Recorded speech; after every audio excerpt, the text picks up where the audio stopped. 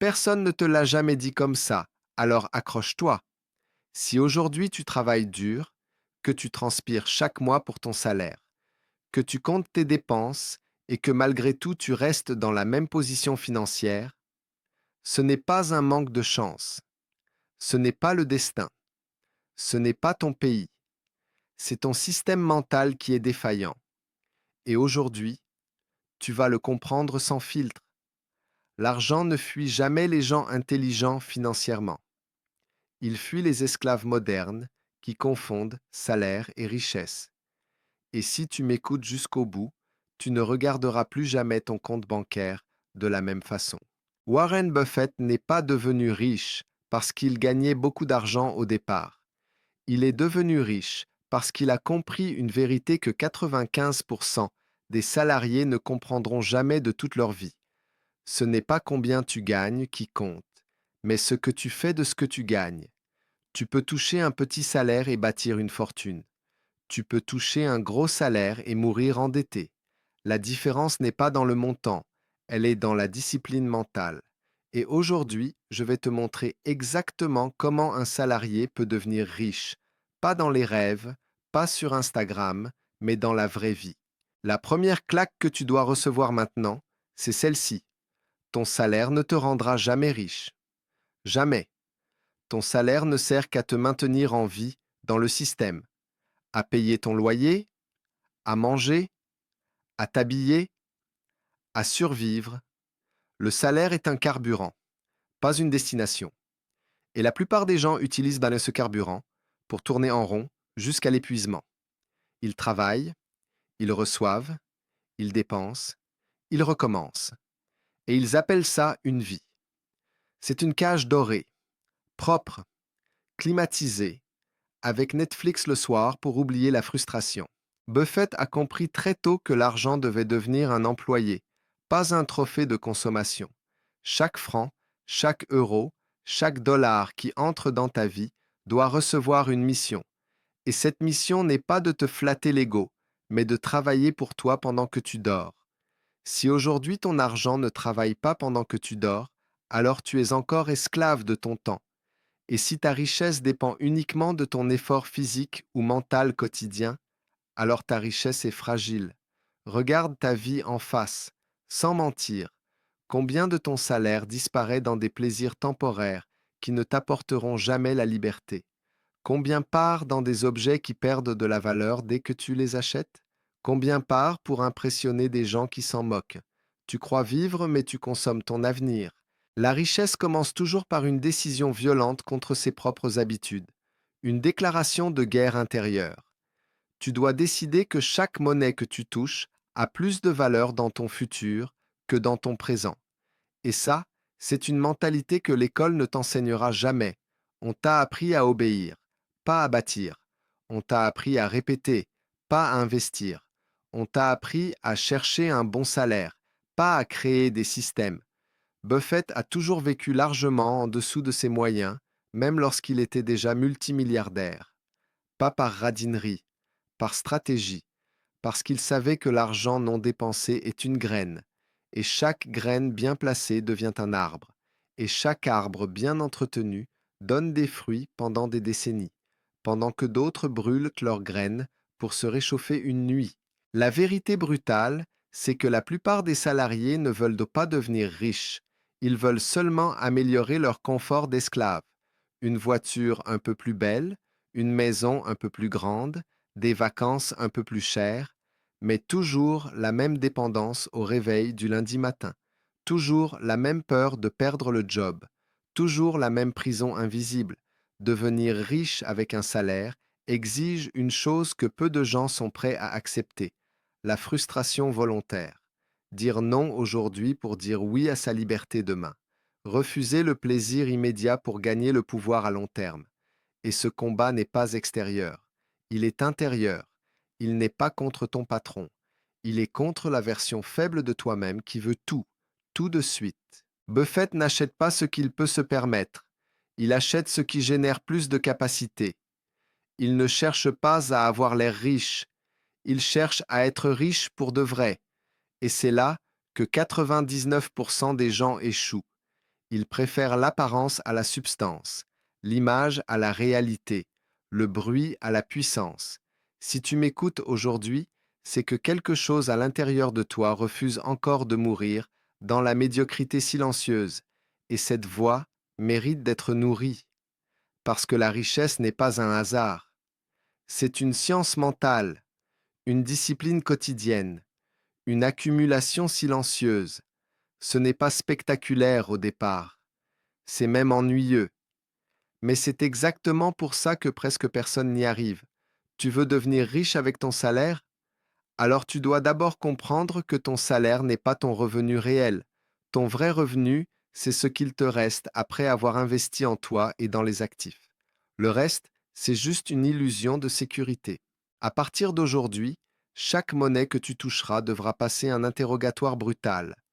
Est-ce que tu me rapproches de la liberté ou est-ce que tu m'ancres encore plus dans la dépendance? Et si la réponse est la dépendance, alors tu dois apprendre à t'en détacher, même si ça te fait mal. La richesse commence toujours par un inconfort, toujours, parce qu'elle exige une version de toi que tu n'as jamais été, plus disciplinée, plus patiente, plus froide émotionnellement face à la consommation, plus lucide face aux illusions sociales. Buffett n'a jamais couru derrière l'argent. Il a construit les conditions pour que l'argent vienne naturellement à lui. Et ces conditions, elles ne sont pas mystiques. Elles sont mécaniques, psychologiques, stratégiques.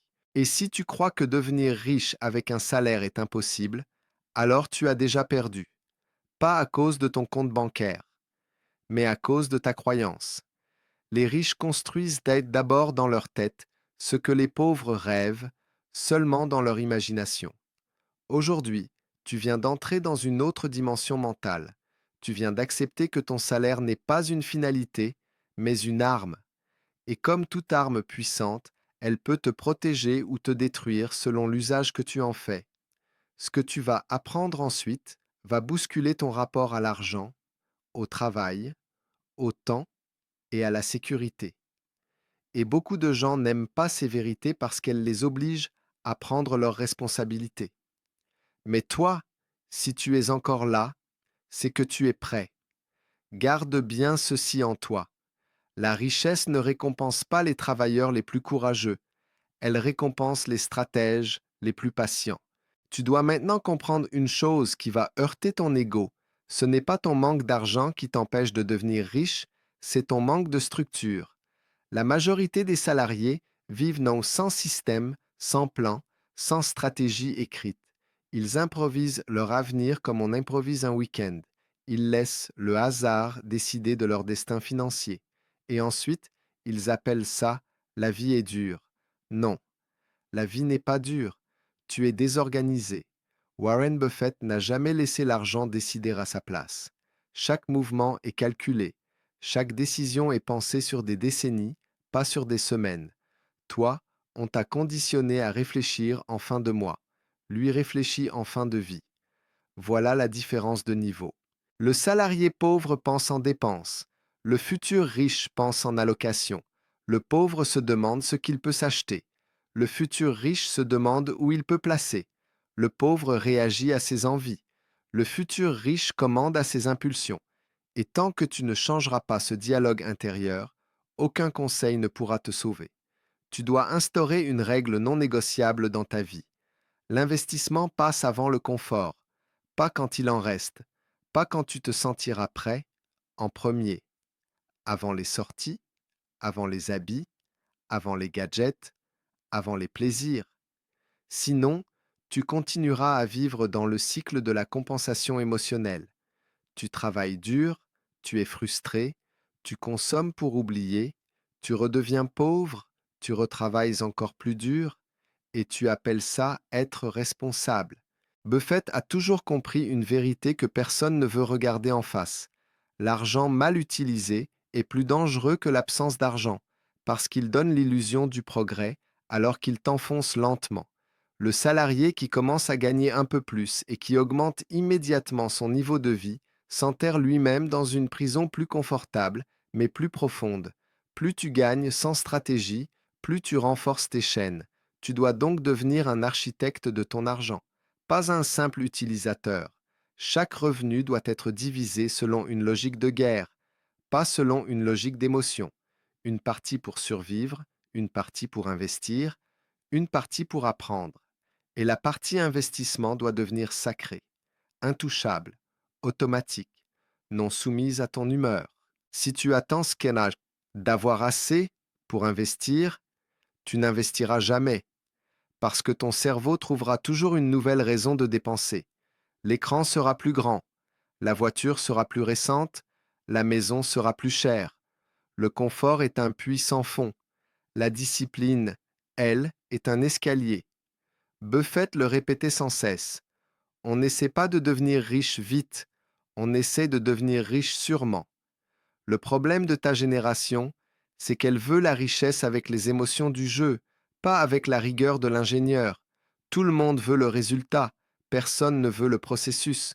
Tout le monde veut les fruits, personne ne veut planter l'arbre ni attendre qu'il pousse. Tu dois aussi comprendre ceci. L'investissement n'est pas un casino, c'est un miroir. Il reflète ta patience, ton ignorance, ton arrogance, ta peur. Le salarié qui se précipite dans ce qu'il ne comprend pas perd son argent aussi vite qu'il l'a gagné.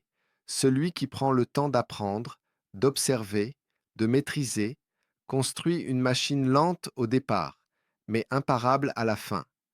Buffett n'a jamais investi dans ce qu'il ne comprenait pas. Jamais. Il a bâti sa richesse sur la clarté, pas sur l'excitation. Pendant que d'autres cherchaient des coups rapides, lui cherchait des entreprises solides. Pendant que d'autres spéculaient, lui accumulait. Et pendant que d'autres paniquaient, lui achetait encore plus. Toi aussi, tu dois apprendre à penser comme un propriétaire, pas comme un joueur. Un joueur cherche l'adrénaline.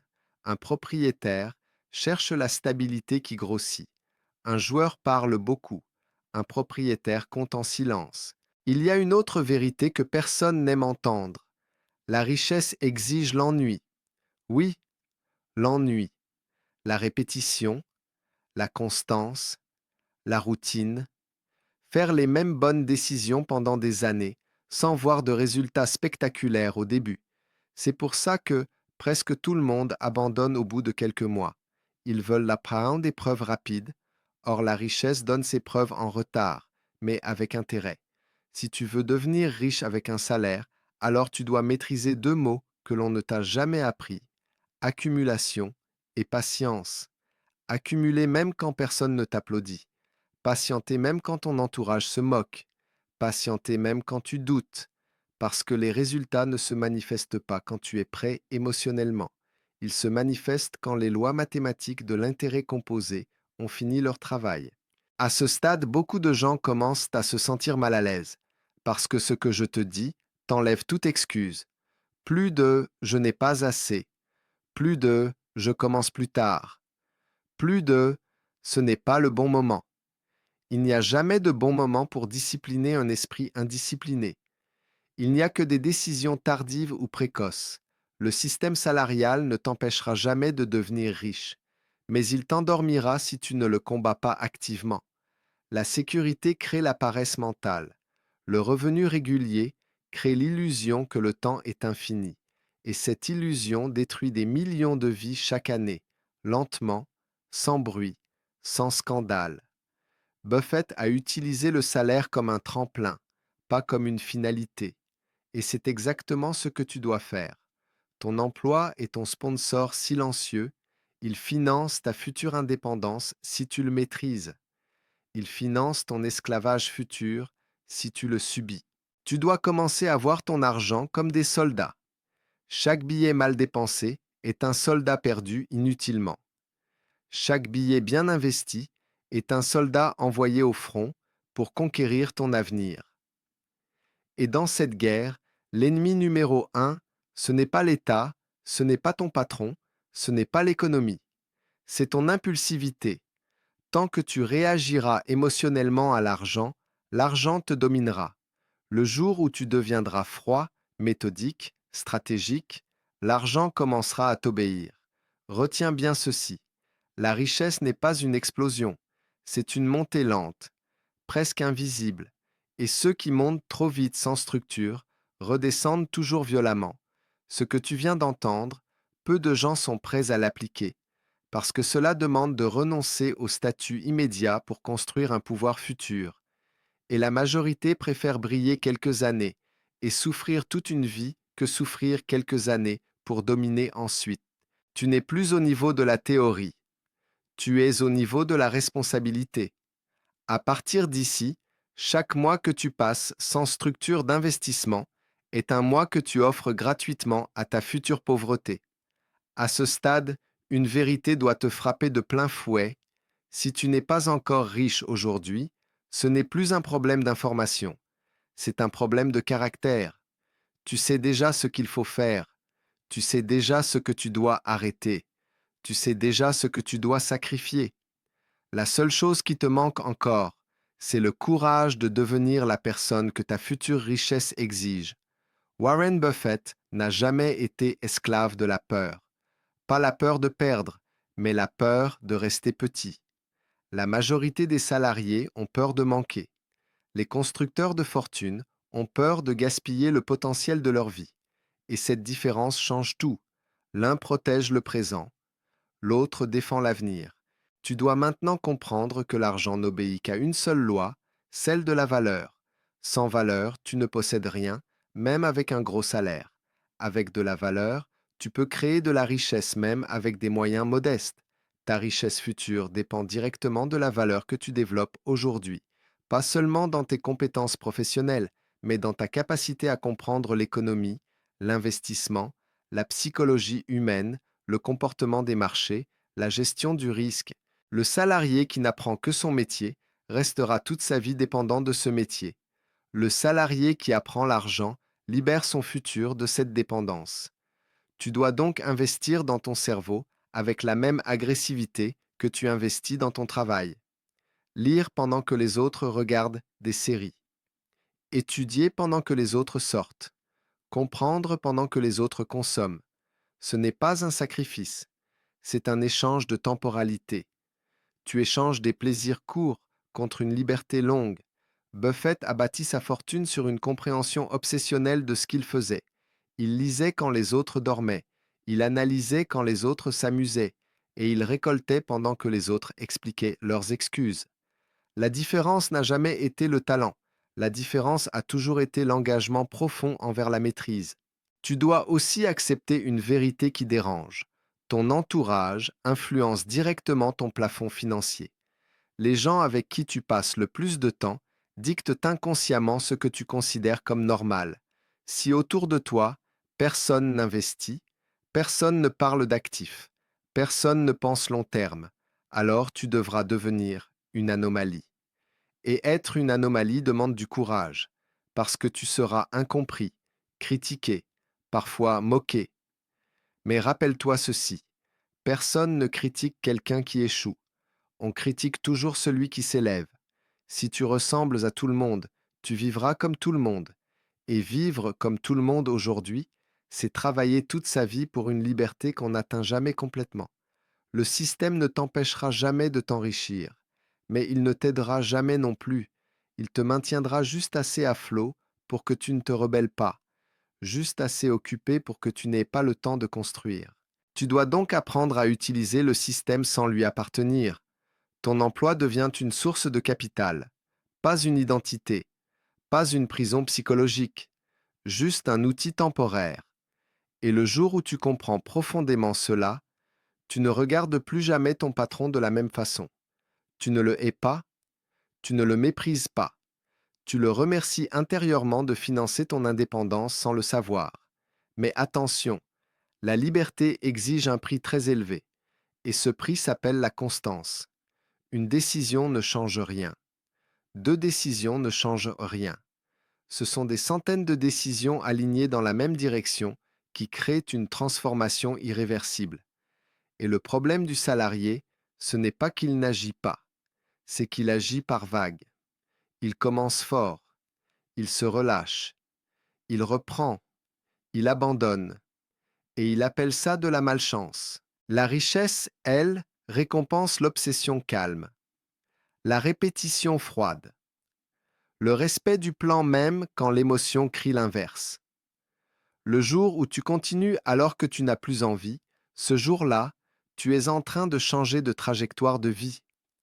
Il y a aussi une erreur fatale que tu dois enterrer définitivement maintenant. Attendre la motivation. La motivation est une drogue instable. Elle vient quand elle veut. Elle repart quand elle veut. Les riches ne fonctionnent pas à la motivation. Ils fonctionnent à la structure. Ils n'attendent pas d'avoir envie pour faire ce qui doit être fait. Ils respectent le processus comme une loi physique. Tu dois créer des automatismes qui fonctionnent même quand tu es fatigué, même quand tu doutes, même quand tu es démoralisé. L'investissement automatique, l'apprentissage automatique, le suivi automatique, le contrôle automatique, parce que ton cerveau est ton pire ennemi quand il cherche le confort. Le moment le plus dangereux de ta vie financière n'est pas quand tu manques d'argent, c'est quand tu commences à en gagner un peu plus. C'est là que l'ego se réveille. C'est là que les dépenses explosent. C'est là que la discipline se fissure. C'est là que beaucoup sabotent leur futur en pensant améliorer leur présent. Et ce piège détruit plus de fortune potentielle que la pauvreté elle-même. Tu dois donc apprendre à rester pauvre mentalement pendant que tu deviens riche financièrement. Rester sobre quand les chiffres montent. Rester froid quand les opportunités apparaissent. Rester stratégique quand les émotions veulent célébrer. La richesse n'aime pas les tempéraments instables. Elle aime les esprits constants. Buffett n'a jamais confondu richesse et précipitation. Il n'a jamais confondu opportunité et agitation. Il savait attendre. Il savait dire non. Il savait laisser passer des dizaines d'occasions pour en saisir une seule, parfaitement alignée. Et cette capacité à attendre vaut plus que tous les salaires élevés. Tu dois aussi accepter que devenir riche avec un salaire est un chemin solitaire au départ. Tu avanceras souvent sans validation, sans applaudissements, sans reconnaissance. Tu verras des gens te dépasser temporairement avec des méthodes plus rapides, plus risquées, plus spectaculaires. Ne les envie pas. La majorité de ceux qui montent trop vite descendent encore plus brutalement. La vraie richesse ne fait pas de bruit. Et maintenant, voici la vérité la plus brutale de toutes. Personne ne viendra te sauver. Ni l'État, ni l'entreprise, ni la famille, ni les amis. Ta liberté financière est une affaire strictement personnelle. Tu naîtras seul dans ce combat. Tu tomberas seul. Tu te relèveras seul. Tu gagneras seul. Et seulement après, tu pourras aider les autres. Pas avant. Chaque jour où tu repousses ta discipline est un jour que tu offres gratuitement à ta future dépendance. Chaque mois où tu n'investis pas est un mois où tu travailles uniquement pour survivre. Chaque année sans vision est une année que tu donnes au système sans construire la tienne. Mais à partir de cet instant précis, tu ne peux plus dire que tu ne savais pas. Tu sais, tu as entendu, tu as compris. La balle est maintenant dans ton camp. Ta vie financière future est déjà en train de se décider dans tes petites habitudes invisibles. Soit tu continues à vivre comme avant, et tu obtiendras exactement les mêmes résultats avec quelques années de plus sur le corps. Soit tu changes maintenant, radicalement, violemment, consciemment, et tu entres dans une autre trajectoire de vie. La richesse ne commence pas dans ton compte bancaire. Elle commence dans une décision intérieure irréversible. La décision que plus jamais tu ne travailleras uniquement pour payer des factures. La décision que ton salaire deviendra ton outil de libération. La décision que tu ne vendras plus ton temps sans construire ton futur. Et retiens ceci pour le restant de ta vie. On ne devient pas riche le jour où l'on gagne plus. On devient riche le jour où l'on cesse définitivement de penser comme un pauvre. À partir de maintenant, chaque jour sans action est une trahison envers ton potentiel, et ton potentiel ne te pardonnera jamais de l'avoir enterré vivant.